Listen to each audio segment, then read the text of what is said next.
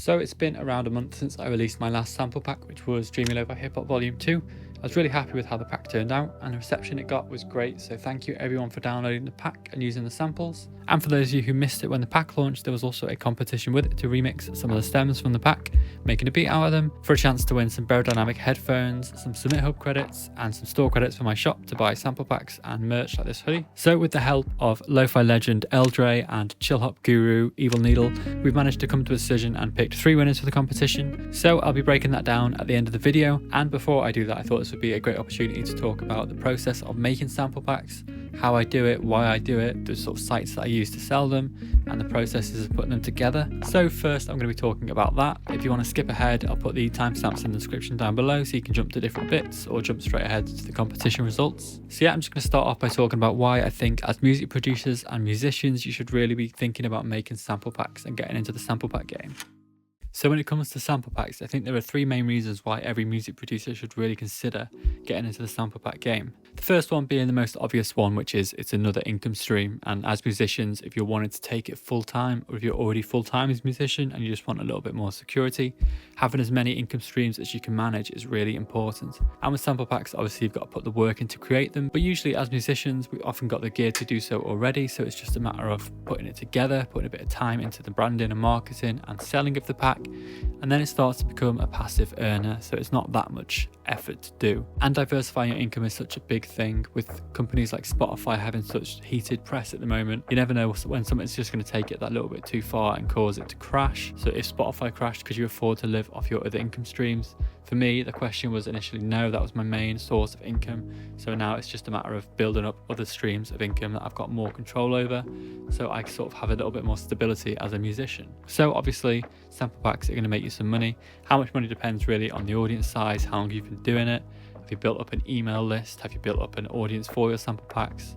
And stuff like that, but I'll talk about that a little bit more in a minute. So on to point 2. So the second reason you should be making sample packs is because it's a great way to bring some brand awareness to your music. As a music producer, often we're just trying to target our music to the people who are going to listen to it, which is often just the consumer, the listener of the music. But really we should also be trying to engage with other artists, other producers and musicians, and a great way of doing that is to provide samples. So often it can be starting off as free sample packs just to get your name out there, maybe build a bit of an email list and so on. And the process of doing this is going to bring awareness to your brand, and it can help distinguish you from other artists in the same sort of scene. So releasing your own sample packs and sounds can just be a great way to bring attention to your brand. Plus on top of that, it will introduce you to a lot of new musicians. So for me, for example, the first time I sort of spoken to Evil Needle was after we'd used some of my packs in one of his chill hop releases, and from there we've actually worked together on quite a few songs which we'll be releasing in the coming months. So yeah, it can just be a great way to network as well and meet new people in the music scene that you're in. And then lastly, the third thing is that it's just great practice. The process of making a sample pack requires you to be creative, but also requires you to do that in sort of quite a strict way. So for example, you're going to be making maybe 8 guitar loops with stems, 8 piano loops, drum loops, etc. So you're making all the different sounds that you need to build music, and you're doing it in a structured way, and often you might be doing it to some sort of time constraints. So for me, usually I like to plan my time out, and if I'm making a sample pack, it might be a week that I'm dedicating to it. So if I'm dedicating a week to the sample pack, I want to make it be as creative as possible, in the most efficient way as possible, as you don't want to be spending weeks and weeks and weeks to the point where it's not profitable for you. So you've got to be efficient, and the practice of being efficient creatively is just great to have for your own music as well, because often we can get stuck in sort of ruts making music and not finishing beats. And often for me, the idea creation phase can be the hardest part. Once I've got an idea, it sort of flows when I'm working with it. So creating new ideas quickly is just a great skill to have. And then on top of that, once you've made the pack, it requires marketing, it requires digital advertising, branding, etc. So yeah, I just think it's a really great thing to do as a musician. So now I will talk about the process of doing it, how I do it, where I sell my packs, and how I gather an audience for the packs. So when it comes to the process of making sample packs, the first and most important thing to do is come up with your unique concept. So it's finding a gap in the market where you can really shine. So it could be things like utilizing unique instruments that you've got, or it could be trying to find a specific sound that you think is not well represented. So for me, when I started making sample packs, I found that a lot of the lo-fi hip-hop packs were sort of geared towards the more like boom bap, old school hip-hop, sort of quite a heavy sounds, and there wasn't that much in the sort of soft, gentle, more like lo-fi girl-esque sounds. So that was sort of my initial plan. And obviously I play guitar, so that was one of the things I thought was quite interesting. The way I play is quite soft and mellow, And then yeah, just trying to come up with new ideas as the sample packs have progressed. So yeah, firstly come up with a nice unique selling point. After that, it's all about the sample creation. So when it comes to the technical side of things, you want to make sure that your samples are nice and clean. There's no muddy or harsh frequencies in there, and there's no sort of unnecessary background noise. Just adding random vinyl crackle to sounds can be a bit annoying because it's less usable. So make sure that it's nice and clean and well mixed. And then when it comes to the sounds that you create for the pack, it's obviously personal for you, depending on the concept that you come up with. Generally try and use the things that are interesting about you. If you've got an unusual instrument that you can play, that's always great. If you've got a great guitar rack of effects, then you can use them. If you've got some unusual analog effects or old synths or anything like that, just something unique, it can always be great to include that as well. And then once that's done, it's branding and promotion. So you want to make sure the artwork for the sample pack is good. Don't skimp out on the artwork and make it look cheap. You want to make sure that the artwork matches the vibe of the pack. And then of course make sure that your demo for the sample pack is top quality. Make sure you're using really nice sounds from the pack, demonstrating the best of the pack. Mix it well, make it interesting, make it flow. You don't want to brush over the importance of that as well, because that is often the selling point for the pack, making sure it's got a high quality demo. So when you've got the sample pack ready, there's a few different ways you can sell it, which I'll talk about now. And then after that, I've got some tips on how you can start growing your audience if you're new to the sample pack game. So when it comes to places to actually sell your sample pack, if you're looking to sell them yourself, you want your own website, then there's a few things I would recommend. The first and easiest ones to use are sites like Gumroad and Payhip. These sites are already designed to sell goods, so they've got the payments infrastructure. You can upload your digital download, you can upload the artwork, the demos, and it'll create your own sort of little store. And with Payhip and potentially Gumroad as well, you can add your own URL, so it still looks like your own website, and it's just a nice, easy one to use. Generally, they've got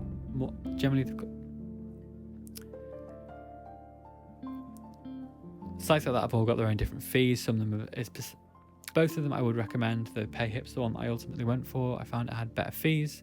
I like the payout infrastructure, and now you can actually design your own sort of website with them as well, which is great. So it's becoming a little bit more like the options that I'm going to talk about next, which brings me onto the next platform. So these are a step up, and they're effectively sites to build your own website. We've all heard of them: Squarespace, Wix, Shopify. They're the three, I guess, biggest ones, I think. The one that I personally go for is Shopify, which is fully designed to make online stores. I just found it the easiest to use. It was really easy to set up. It looks great after I've downloaded some of the templates, and it's just got everything I need to build a website and make it a smooth selling interface with all sorts of tools to help me sell packs. And then before that, I did have a WordPress site, which I found to be the cheapest option, but then you've got to do all the customization. You've got to build a website yourself. It's not horrendously difficult. I did manage to do it as someone with not much design experience. I just found the whole process a little bit too difficult, and the upkeep of the website was a little bit too difficult, and eventually I just bailed from it. But yeah, my go-to was Shopify, but as a first one, I'd probably recommend going to Payhip. So finally, I've got just a few tips to start growing your audience if you're starting from scratch with this. Generally, I'd expect that you'd have a sort of audience for your music, and that could potentially transfer over. So with your Instagram followers or your Facebook page, you could start sort of trying to promote your sample packs there. But if not, it's good to have things like a YouTube channel if you've not gone already. That's obviously where I sell most of my sample pack. And the thing with YouTube, it's got great potential for videos to blow up and start to get traction that way. But starting from scratch, the thing that I love about YouTube is the Google Ads is just great. For me personally, as someone with not much marketing experience, I found that Google Ads just worked really well. I can add in the keywords that I want to target, I can add how much I want to spend, and it'll just sort of work effectively. There's a little bit more to it, and I could potentially break down a Google Ads video on how I use it if that's something of interest, so let me know in the comments down below if it is. But yeah, I just find that I get great results with that. Plus usually you get a sort of welcome bonus. So if you're releasing your first sample pack, it's a great way to get some free attention to your music. And then ad wise, obviously a lot of people also use Instagram and Facebook ads, which I've not used much of, but there are tons of tutorials out there as well, and it's a great way to sort of get the ball rolling. And another great way, once you've got your YouTube channel, is to release free packs. Found with free packs, it's just a great way to get people introduced to your sound. Often what I do is I'll have a free version and a full version. So the free version will just have some of the sounds in the pack. So if they like them, often people will go and buy the full version. And with free packs, you can often prompt people to sign up to your newsletters, sign up to your mailing list, etc. So it can be a way to start gathering emails. And a big part of having consistent sales for new packs is getting a big email list of people who are interested, because often with Instagram, YouTube, etc., they don't always show your video to all of your followers. But when you've got an email list, you can email people directly, and you've got sort of control over your audience in that regard. So that's another great way to get the ball rolling, making free samples, gaining a bit of brand awareness and also potentially gathering some emails that way. So it's now time to reveal the competition winners. Big thank you to Eldre and Evil Needle for helping me judge the competition. If you've not checked them out before, I'll drop the links in the description down below. They both do great sample packs and amazing music, so I would recommend checking them out. So the way that the judging works is we each ranked our favourite top 10 tracks, and then we compared all of the rankings and picked a winner that way. And interestingly, my top picks and Eldre's top picks didn't actually make the competition winners, and Evil Needle's favourite actually came third in the competitions. So I'm just going to talk about our favourites sort of as honourable mentions before I talk about the winners. So firstly, the two favourites of mine were tracks called Pure Bliss by 11 and Lost by K33P featuring Dylan Henson. Fuck with the old me, I didn't know me. Both really creative and incredible tracks, but unfortunately with the overall ranking of all judges, they didn't quite make the final cut. Eldre's personal favourite was a track called Our First Date by Late Night Tone.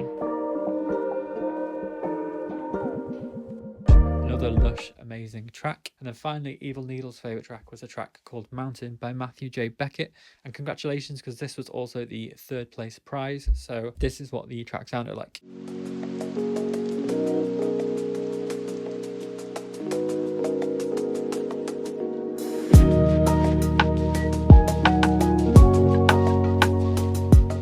Really creative use of the samples, making this blend of lo-fi hip-hop and Afrobeat, and it came out really nice with a super smooth mix. So thank you, Matthew Beckett, for your submission. So that brings us on to the second place prize, which was a track by Pipao and Tender Sender. Hope I'm pronouncing all these names right. And the track was called Naturo. Sounds like this.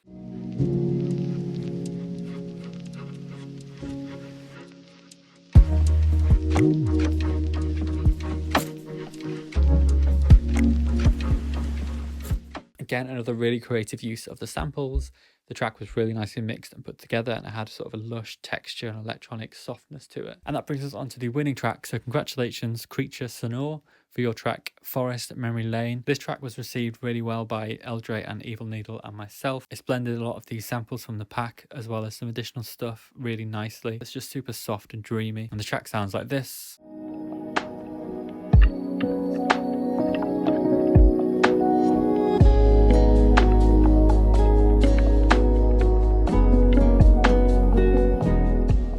So thank you for everyone who submitted tracks to the competition. Don't feel disheartened if you didn't win this time around. There will be more competitions. This one had nearly 100 entries and there were some really great tracks in it. So it was such a difficult one to decide. So thank you everyone for submitting music.